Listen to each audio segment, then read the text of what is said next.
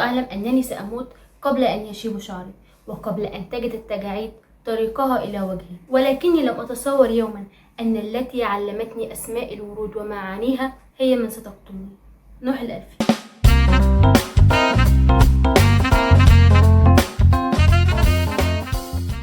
السلام عليكم ورحمة الله وبركاته. كتاب من الآخر ورحب بكم. أنا مروة خالد ويلا نبدأ. فكرة إنك تلاقي رواية بتمتاز بشوية حاجات مع بعض، يعني مثلا التشويق مع ذكاء في السرد، مع كمان حدوتة حلوة تكون بتقرأها وانت مستمتع. ما خبيش عليك إن الوصف ده كنت دايما بلاقيه يا إما في الروايات القديمة أو في الكتب الأجنبية المترجمة، بس لما بلاقي حاجة في الحاجات الجديدة فيها شوية من الصفات دي بفرح بيها جدا وبحب إن أنا أتكلم عنها. وأنا هنا بتكلم عن قضية ست الحسن لمنى المهدي. قبل ما نبدأ كلام عن الرواية تعال أسألك كام سؤال. كم مرة اتقالك إن الروايات ملهاش أي فايدة إن أنت تقرأها؟ كم مرة أنت أصلا خفت إن أنت تتكلم إنك بتقرأ رواية قدام حد لا يستهيفك؟ كتير، صح؟ حصلت مع ناس كتير. أنا النهاردة جايين نوضح شوية معلومات عن الموضوع ده، وبخصوص الموضوع ده الروايات عندها تصريح. الروايات تعلنها صريحا: اقرأني في العلن فأنا لست خطيئة. ركز كده معايا يا صديقي، مش هندخل معاهم في جدالات، ربنا يقويهم. احنا النهارده جايين نثبت كام معلومه بسيطه. قراءة الروايات لو بتديك بس المتعة والتسلية فدي لوحدها قيمة.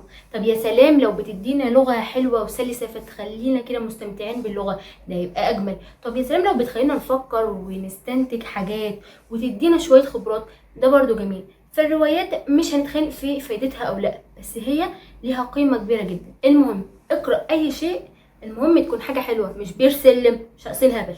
نرجع بقى لموضوعنا الأساسي.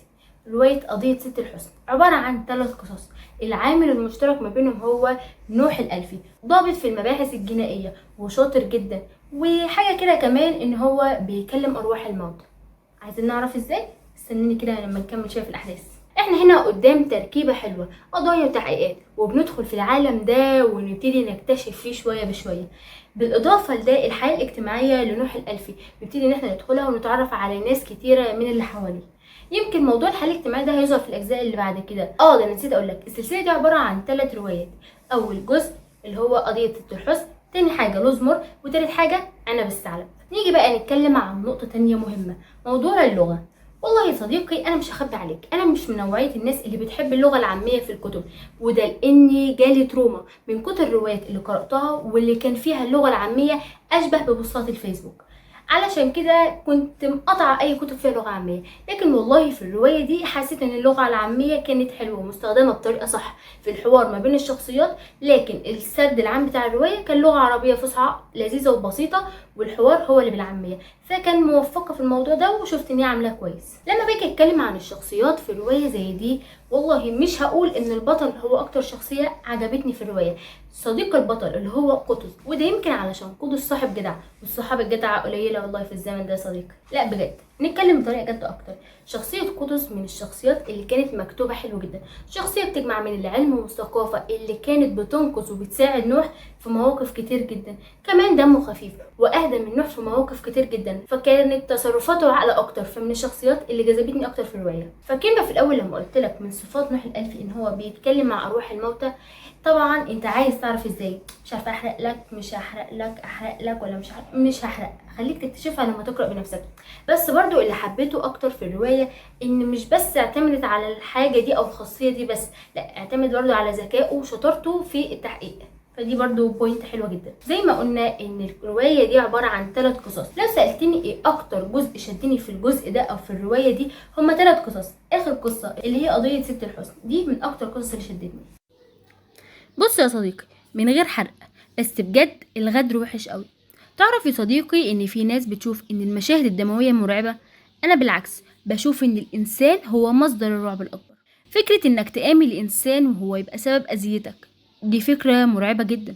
نفس احساس الشخص اللي بيبقى تايه في الصحراء من حد بيجري وراه وهيقتله، وفجاه يلاقي بيت ويقول خلاص انا لقيت الامان، ويخبط على الباب يلاقي الشخص اللي بيفتح له هو الشخص اللي بيجري وراه. يا ابن الغدارة. هنا بيدرك انه هالك لا محالة. نفس الفكرة بالظبط اتقدمت بشكل تاني في حلقة الرعب من ما وراء الطبيعة. في الرواية برضو القصتين الأولى والتانية كانوا حلوين وفيهم تشويق، وبتحس انك بتجري وانت بتقرأ عايز تعرف حل القضية، وبتبقى نفسك توصل لحل القضية قبل نوح. هنا بقى ممكن حد يسألنا سؤال، قضيه وتحقيقات بوليسيه. انا مالي، انا ناقص؟ ما انا حياتي عباره عن قضيه ملهاش حل. لو انت داخل الرواية عايز تعمل دكتوراه، لا روح ذاكر احسن يا طالب يلي دراستك هتبدأ كمان اسبوعين. لكن لو داخل الرواية هدفك الاستمتاع وانك تفكر وتشغل دماغك شوية، تقرا حدوتة حلوة، فده مكانك. وعلى فكرة انت ممكن من خلالها تتعرف على عالم الجريمة اللي فيه كتاب رائعين جدا فيه. لو حابب اننا نتكلم عنهم يبقى قولي في الكومنتس. بص يا صديقي، حياتنا ما هي الا حدوتة وشوية قضايا ونكتة وهي ماشية. فوانت بتقرأ ممكن تكتسب معلومة، تتعلم خبرة، أو تستمتع، أو تطلع من الدوشة اللي في حياتك دي وتدخل في عالم تاني، أو ممكن تكتشف في نفسك حاجة انت لسه لحد دلوقتي ما اكتشفتهاش. بس كده خلصت حلقتنا النهاردة. نستنى الحلقة الجاية إن شاء الله الخميس الجاي الساعة 8. ودلوقتي أقدر أقول لكم سلام.